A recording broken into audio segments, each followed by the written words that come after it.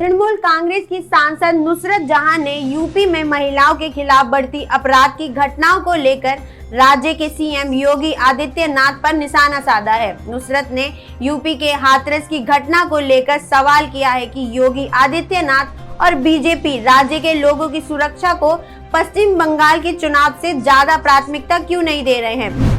Supreme court ने एक मामले की सुनवाई के दौरान कहा कि पत्नी पति की निजी संपत्ति नहीं होती। पत्नी के साथ जोर जबरदस्ती कर पति के साथ रहने के लिए मजबूर नहीं किया जा सकता। दरअसल एक शख्स ने याचिका दायर की थी कि कोर्ट उसकी पत्नी को ये आदेश दे कि वो उसके साथ रहने लगे, लेकिन कोर्ट ने इस बात से साफ इनकार किया। कांग्रेस के पूर्व अध्यक्ष राहुल गांधी ने अपनी दादी इंदिरा गांधी का आपातकाल का फैसला गलत बताया है। मंगलवार को राहुल गांधी ने कहा कि पूर्व प्रधानमंत्री इंदिरा गांधी का आपातकाल फैसला एक गलती थी। कांग्रेस नेता ने कहा कि उस दौरान जो भी हुआ वह गलत था, यह खुद इंदिरा गांधी ने माना था।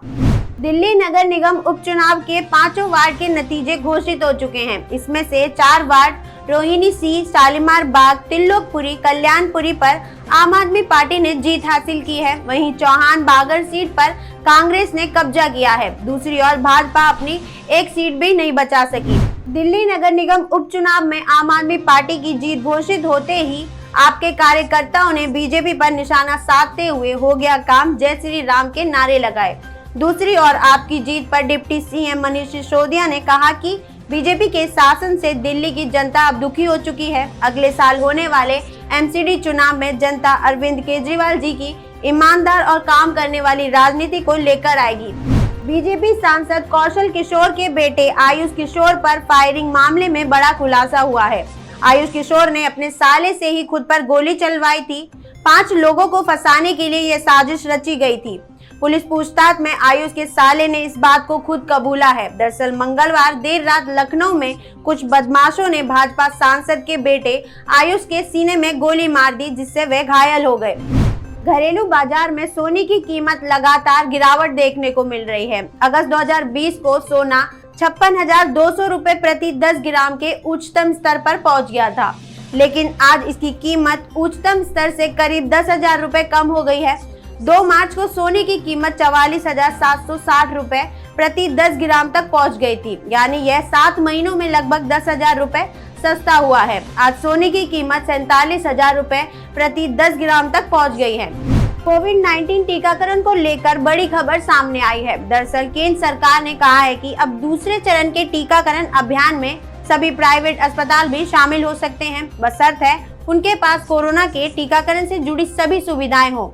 दूसरे चरण के वैक्सीनेशन कैंप में पहले केवल सरकारी योजनाओं से जुड़े 10,000 प्राइवेट अस्पताल को ही शामिल किया गया था, लेकिन मंगलवार को सरकार ने कहा है कि टीकाकरण अभियान में सभी प्राइवेट अस्पताल। गुजरात में स्थानीय निकाय चुनाव और पंचायत चुनाव में बीजेपी ने बड़ी जीत हासिल की है। केंद्रीय मंत्री प्रकाश जावड़ेकर ने इस जीत पर राज्य की जनता को बधाई दी है और कांग्रेस पर निशाना साधा है। साथ ही राहुल गांधी के आपातकाल वाले बयान पर कहा है कि राहुल गांधी को आरएसएस को समझने के लिए बहुत समय लगेगा। आयकर विभाग ने बॉलीवुड अभिनेत्री तापसी पन्नू, फिल्म निर्देशक अनुराग कश्यप की कंपनी फैंटम फिल्म्स और प्रतिभाओं की खोज करने वाली एक कंपनी समेत कुछ अन्य परिसरों पर आज छापेमारी की है। इन सितारों के खिलाफ बड़े पैमाने पर टैक्स की चोरी का मामला है। इन लोगों के मुंबई और यहां से बाहरी ठिकानों पर छापेमारी की जा रही है। आयकर विभाग ने चोरी की जांच के सिलसिले में मुंबई और पुणे में करीब 20 स्थानों पर छापेमारी की है।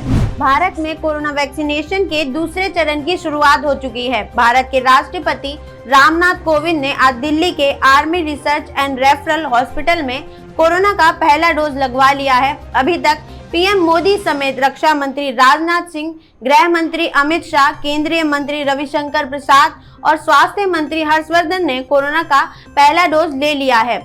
दिल्ली नगर निगम के 5 वार्ड उपचुनावों में आम आदमी पार्टी ने 5 में से 4 सीटों पर जीत हासिल की। आपके इस शानदार प्रदर्शन को लेकर दिल्ली के सीएम अरविंद केजरीवाल ने राजधानी के लोगों को बधाई दी है। साथ ही उन्होंने कहा है कि नतीजे बताते हैं कि लोगों ने दिल्ली सरकार के काम पर भरोसा जताया है ये परिणाम दिखाते हैं कि दिल्ली की जनता आप सरकार के काम से खुश है। बीजेपी की 0 सीट दिखाती है कि बीजेपी के 15 साल के काम से दिल्ली की जनता इतनी दुखी थी कि उन्हें 0 पर ला दिया।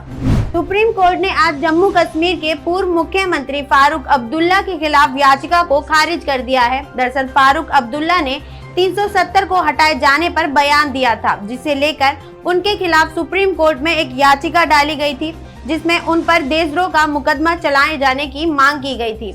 अब कोर्ट ने इस याचिका को खारिज कर दिया है और कहा है कि सरकार की राय से अलग राय रखने वाले विचारकों की अभिव्यक्ति को देशद्रोह नहीं कहा जा सकता।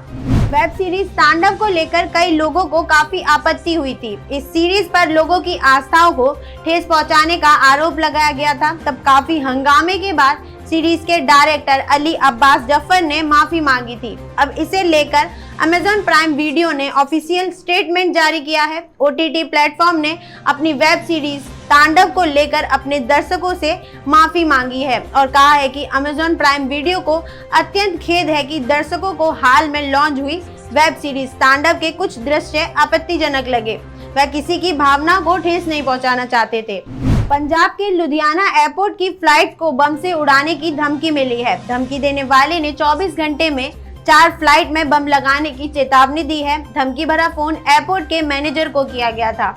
यह धमकी किसने दी अभी इसका पता नहीं चल पाया है। धमकी करीब 2 सप्ताह पहले एयरपोर्ट के असिस्टेंट मैनेजर को किया गया था। फोन आने के तुरंत बाद एयरपोर्ट पर सुरक्षा व्यवस्था कड़ी कर दी गई और हर संदिग्ध पर नजर रखना शुरू कर दिया गया। थाना फोकल प्लाइंट की पुलिस ने 2 सप्ताह की लंबी जांच के बाद असिस्टेंट मैनेजर पवन कुमार की शिकायत पर अज्ञात व्यक्ति के खिलाफ मामला दर्ज किया है। पुलिस अब मामले की जांच में जुटी है।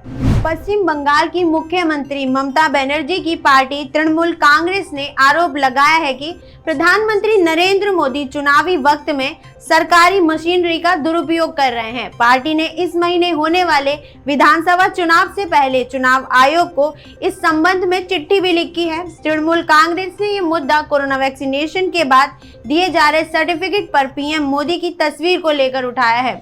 पार्टी ने आरोप लगाया है कि पीएम कोरोना के खिलाफ लड़ाई में डॉक्टर, नर्सों और स्वास्थ्य कर्मियों का श्रेय खुद ले रहे हैं। फिलहाल इस वीडियो में इतना ही। ज्यादा अपडेट्स के लिए फॉलो करें ऑथम न्यूज। धन्यवाद।